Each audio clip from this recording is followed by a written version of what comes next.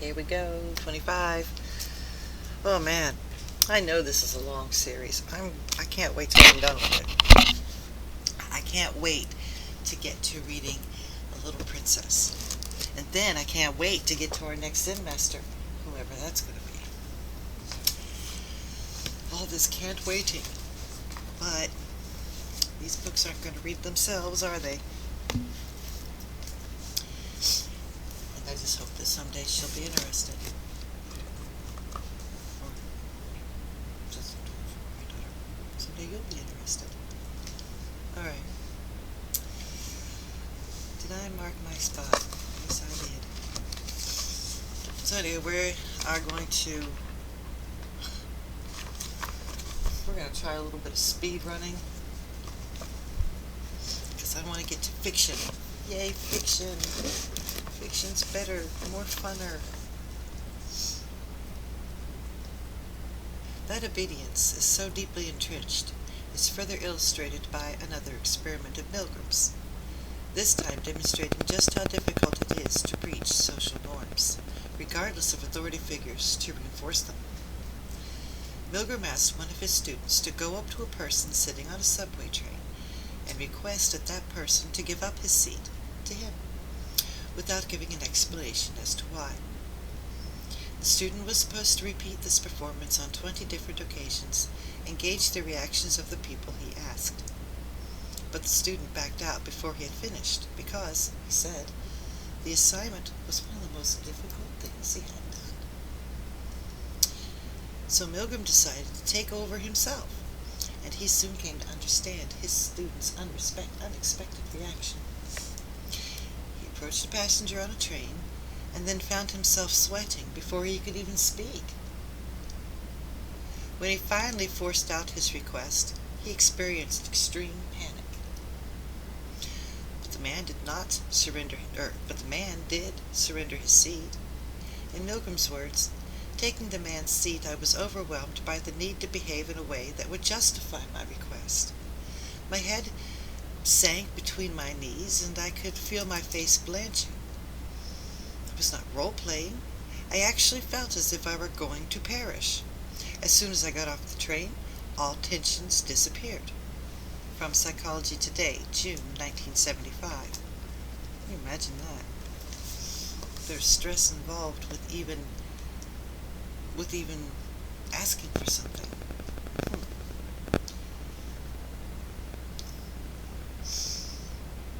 When the rules have been set, we feel difficulty in disobeying them unless we have a massive peer support, which leads us on to the equally potent power of conformity. Conformity. People cannot be trusted to say and do what they think is right if others around them are expressing an opposite opinion. To pull towards social conformity is far too strong. That was the finding of a psychologist, Solomon Aschs. His name is literally A-S-C-H. Aschs. With an apostrophe S. Aschs. Now celebrated study. He shows subjects a thick 8-inch line drawn on a piece of card, and then asks them to say, drawn on one piece of card, and then asked them to say which of the 3 other lines on the other piece of card was the same length as the first. The other card showed a line that was obviously longer than the first, a line that was quite obviously shorter, and a line that was clearly identical. But very few subjects chose the identical line. Aschs had so arranged things that the test involved several subjects at once, but only one subject was genuinely being tested. The others were confederates of the experimenter, and all had been primed to give the same wrong answers. Aschs found that his real subject, given the choice of sticking with his own judgment and being the odd one out, or waiving his judgment and concurring with his co-subjects' clearly wrong answers, opting to do the latter thing and conform.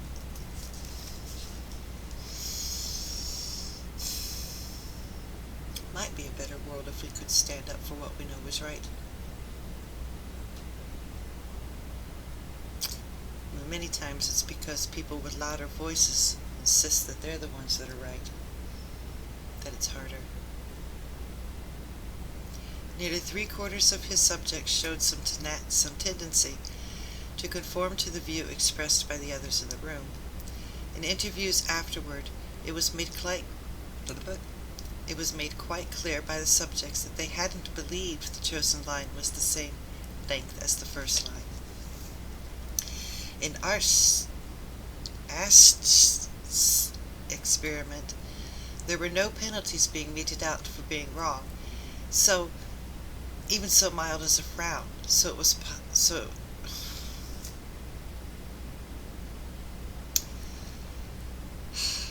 Reading is fun.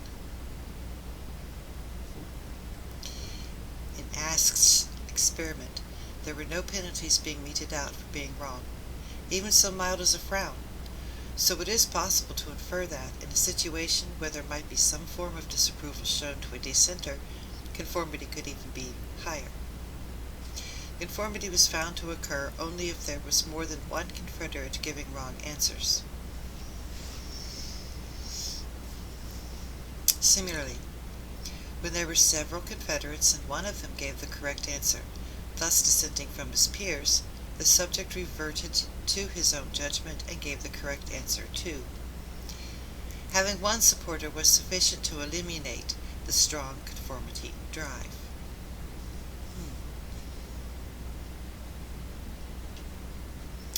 Zimbardo suggests, in influencing attitudes and changing behavior, the pressure toward uniformity may operate directly on opinions or indirectly by changing the way we perceive the world.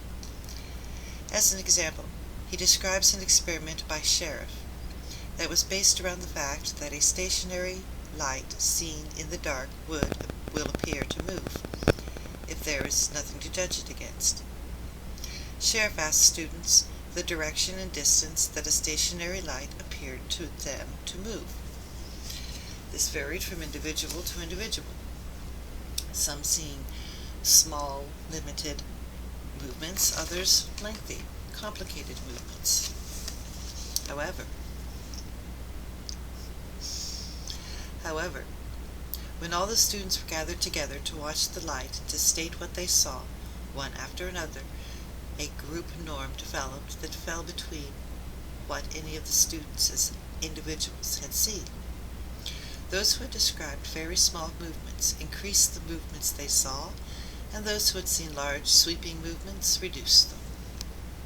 The need to be one with a group, to have group approval, and therefore social approval, means that individuals will very often change their attitudes themselves to fit with the norm, instead of having to be persuaded.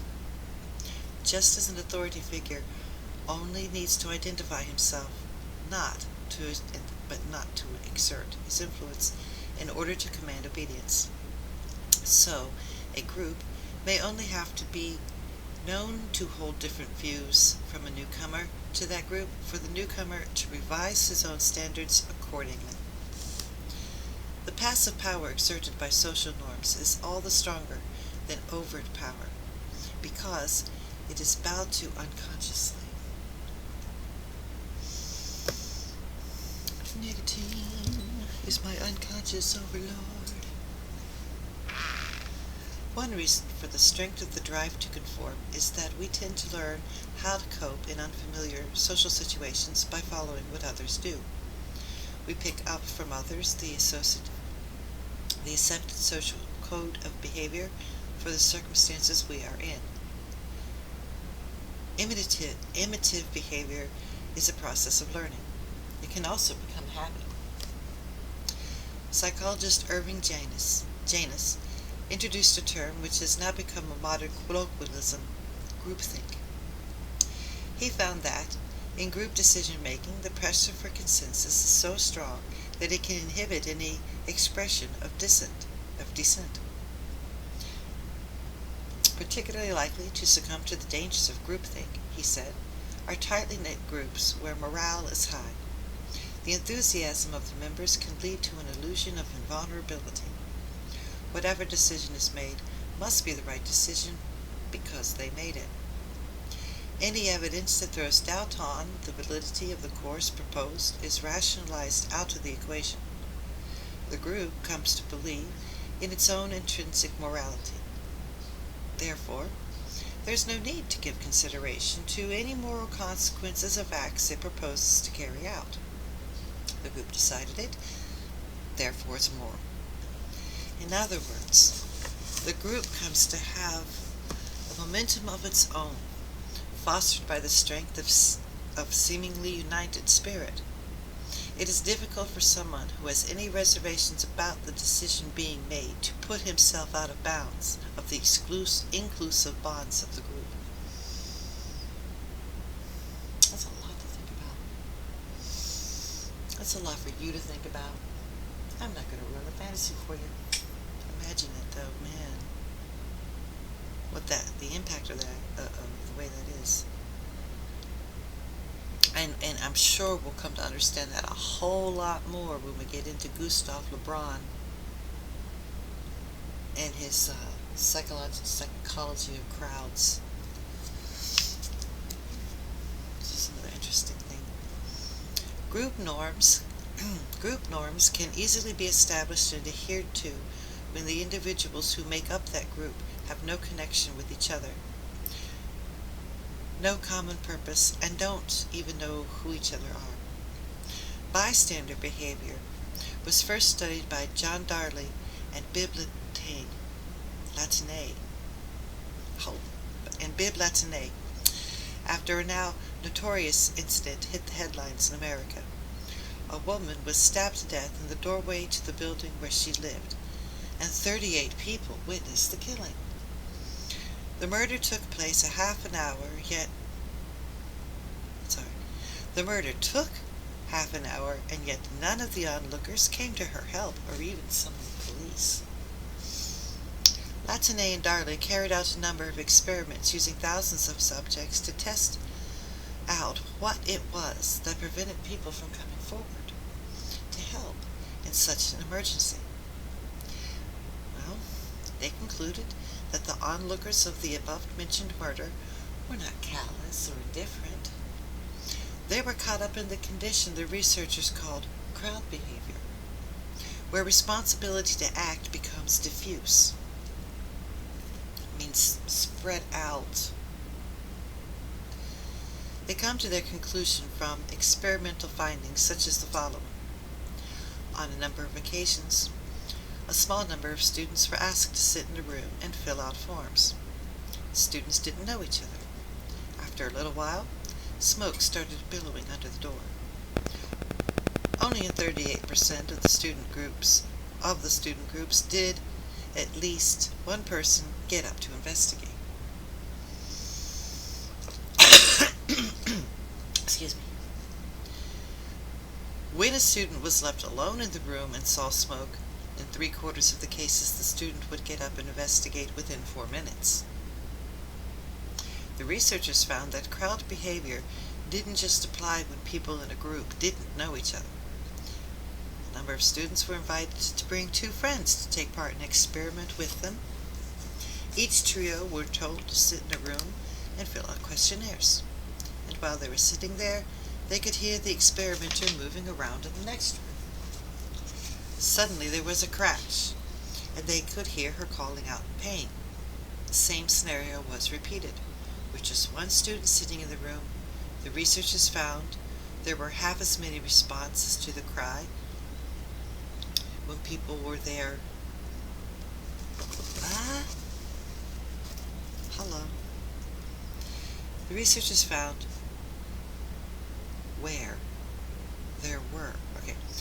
The researchers found there were half as many responses to the cry when people were with their friends than when they were alone. Darley and Latané were led generally to conclude that when an individual is alone and an emergency occurs, he must act because there is no one else to take responsibility for him. If a child dies in a fire when there is only one adult with the child in the house, then that adult alone can be blamed for not saving the child. If, however, there are others present, responsibility doesn't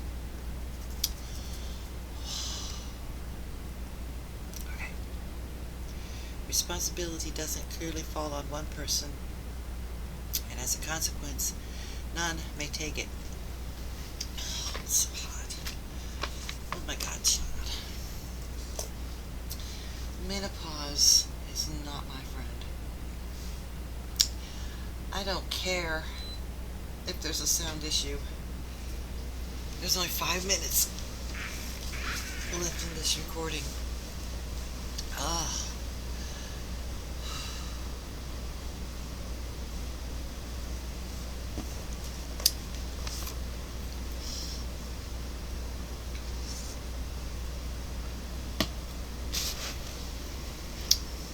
What the fuck's going on? Shh. No negative thinking.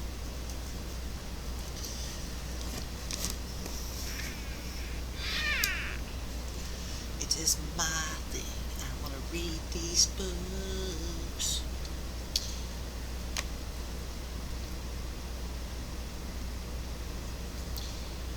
If, however, there are others present, the responsibility doesn't clearly fall to one person, and as a consequence, none may take it, which reinforces the other's inertia. Not acting actually becomes the socially acceptable thing to do. The need to conform in a variety of social situations, even if they are adverse implications for others outside of it.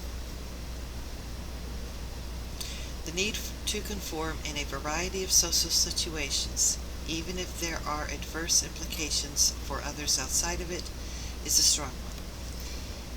Even if attitudes or beliefs remain unaltered, actions don't. But in many cases where actions are in line with conformity, attitudes may result as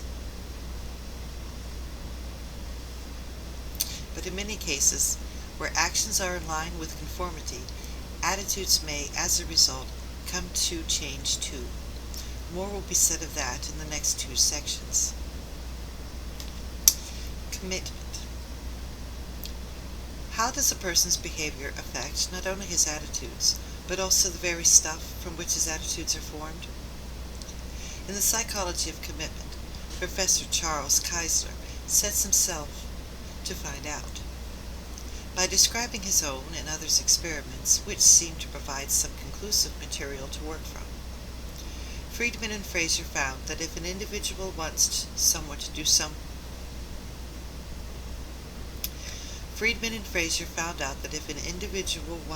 to do him a big favor, the most successful technique for winning it is to induce him to do a small favor first. In their experiments, housewives were asked to place a large eyesore of a sign in their front lawns, urging passerbys to keep California beautiful. But first, half of the chosen housewives were asked to put a small, unobtrusive sign in their windows. Those who had agreed to that request were far more likely to agree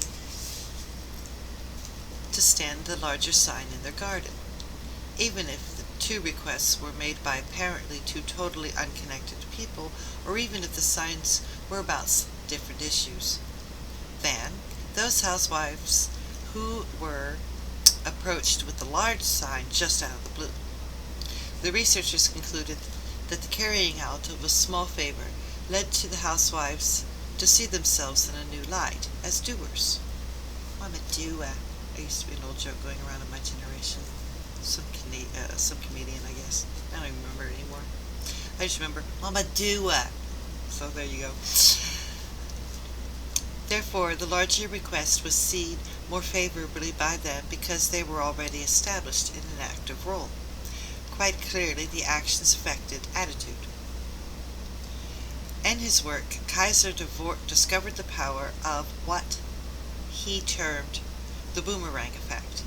If a person has committed himself to something and is then attacked for his position, he increases his commitment. Call that doubling down, even if it was not at all strong in the first place. To test his theory, he asked a group of liberal-minded women to give out leaflets in favor of birth control to children at local schools. The next day, half of the leaflet distributor group received a leaflet themselves through the post. Only this leaflet was virulent.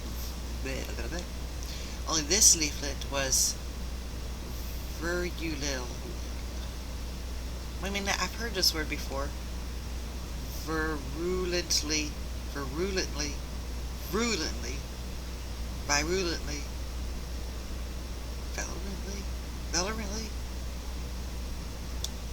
no L. Virulently attacked the giving of birth control information in schools. Afterward, the women who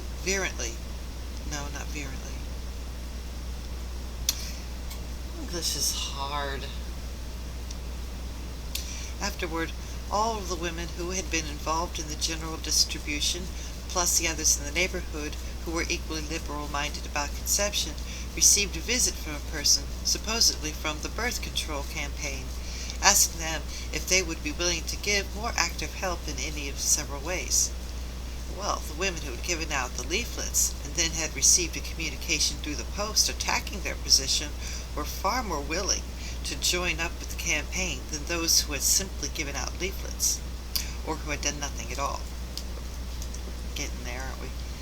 Kaiser said, in a general conclusion, the boomerang effect leads one to interesting possibilities, and might be related to the question of how people become more extreme in their attitudes. A committed subject might become more extreme under attack in an attempt to justify his past behavior, since the alternative of abandoning his opinion to agree with the counter-communication is relatively closed. Since the process of self-justification may not be simple, the person might seek out others who are even more extreme as social support for his previous behavior, perhaps even seeking out other behaviors to perform that would justify his own. If so, one might turn a moderate into an extremist in a simple but non-obvious manner. First, induce him to perform some behavior consistent with his belief and get him committed to it. Next, attack the attitude in question. We suggest that the person may be more amenable to requests for other extreme behavior, more willing to interact with others holding an extreme opinion on the issue, and end up by becoming more extreme himself. Of course, the effect should depend on a particular combination of degree of commitment and strength of the attack.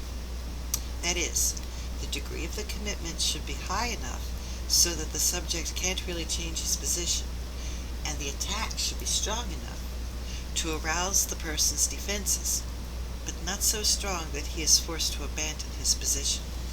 All right. Come back in another few minutes. Great time for me.